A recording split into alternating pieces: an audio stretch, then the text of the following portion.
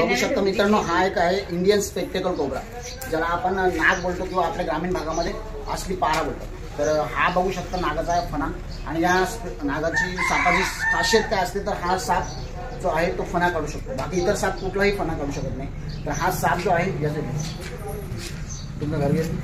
तर हा साप जो आहे मित्रांनो आपल्याला सुरई गावामध्ये आपल्या भेटला दिनेश बाळाराम वझे यांच्या घरी. आणि सकाळी वाजल्यात आता 9:30.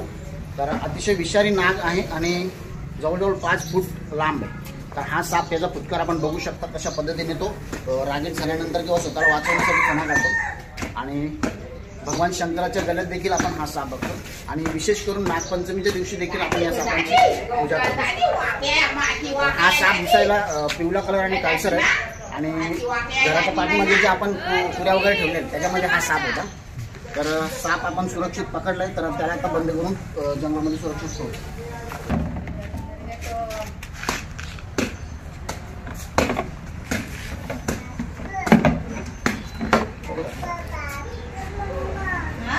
फणा जो आहे कशा पद्धतीने दिसतोय.